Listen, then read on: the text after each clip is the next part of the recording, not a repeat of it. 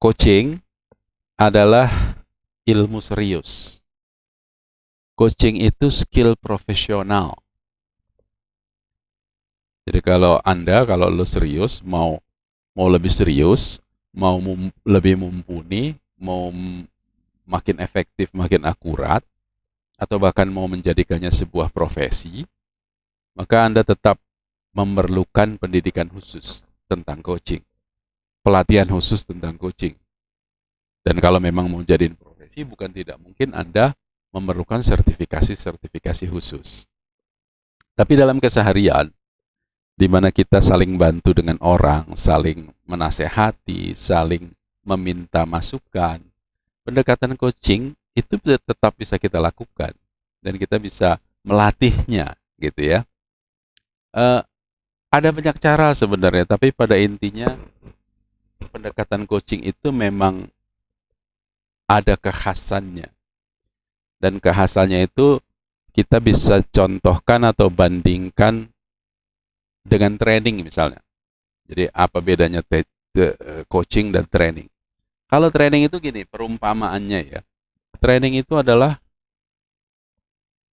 bentuk pembelajaran yang ditempuh atau diberikan atau dilakukan untuk mendapatkan keahlian yang sifatnya prinsip dan mendasar. Misalnya gini, orang kursus setir mobil, itu sebagian besar dari proses yang dia alami namanya training. Jadi dari belum bisa pegang setir, belum bisa nginjek rem, belum bisa mengatur ritme, belum bisa mengatur kombinasi-kombinasi antara injakan rem, kopling, persneling, setir, lampu sen, dan sebagainya, itu namanya training.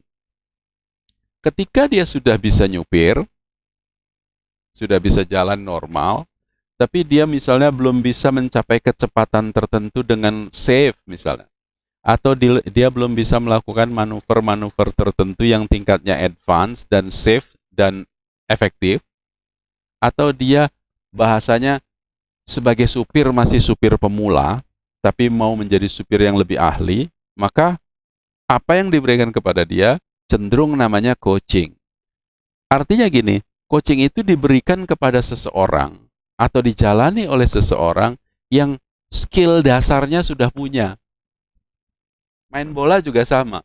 Jadi kalau misalnya belum bisa menendang bola sama sekali, itu training yang diperlukan. Tapi kalau dia sudah bisa menendang bola, pada dasarnya sudah tahu prinsip-prinsipnya, tapi mau lebih perform, mau lebih akurat, diperlukan coaching, gitu.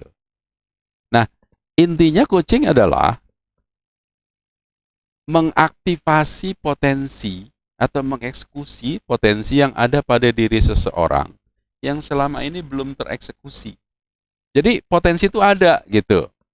Tugas seorang coach adalah membantunya untuk merilis itu.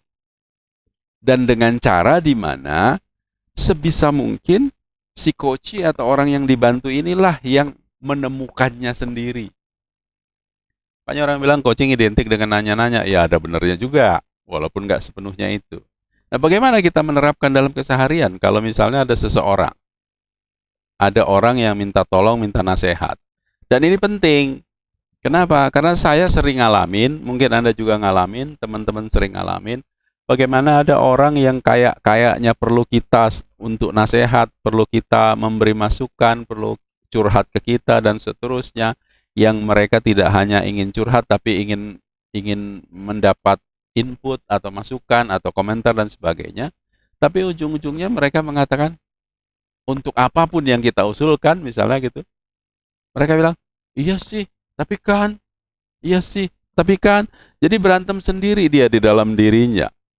Nah kayak gitu itu yang bukan hanya membuat dia semakin frustrasi, kita yang mau bantu dia juga semakin frustrasi. Makanya pendekatan coaching bisa jadi salah satu pilihan. Caranya gimana? Satu, langkah pertama adalah dengarkan. Biarin dia curhat, cerita, dengarkan. Nggak usah dikomentari apapun, dengerin aja. Dan mendengarkan adalah sebuah skill. Dalam dunia coaching, mendengar itu skill paling penting. Karena coaching lebih banyak dengar harusnya, gitu. Kecuali saya, directive coaching. banyak ngomong. Nah, kemudian hasil dari mendengar itu, respon kita adalah memberikan penekanan-penekanan. Kayak kedengarannya serius nih, gitu. Sehingga dia semakin mengeluarkan informasi-informasi yang diperlukan, gitu ya. Kemudian langkah ketiga, gali.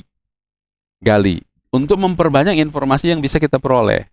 Misalnya, tell me more kalau bahasa Inggrisnya ya. Terus apa lagi? Terus gimana? Terus habis itu dan seterusnya gitu. Kita gali terus. Kemudian di dalam sebagai paket lanjutan dari proses menggali itu, kita mulai bertanya, apa yang sudah kamu lakukan? Apa yang sudah kamu pikirkan? Apa yang sudah kamu upayakan tentang ini? Satu, dengan cara seperti itu kita menahan diri dari memberi masukan. Karena memberi masukan itu nanti di ujung. Dan itu mendorong dia untuk bercerita tentang apa yang sudah dia kerjakan. Biarkan dia cerita. Kemudian nanti selanjutnya yang keempat, kita lakukan konfirmasi. Konfirmasi terkait jawaban dari pertanyaan kita itu. Tentang apa yang dia sudah lakukan atau pikirkan atau tempuh. Kita konfirmasi. Terus gimana hasilnya? Sejauh ini gimana? Berhasil atau enggak? Sehingga kita mendorong dia untuk memikirkan ulang tantangan-tantangan yang dia hadapi. Untuk membuat dia mereview apa yang dia sudah pikirkan, kerjakan, dan lakukan. Apakah itu works atau tidak? Kita membantu dia untuk itu.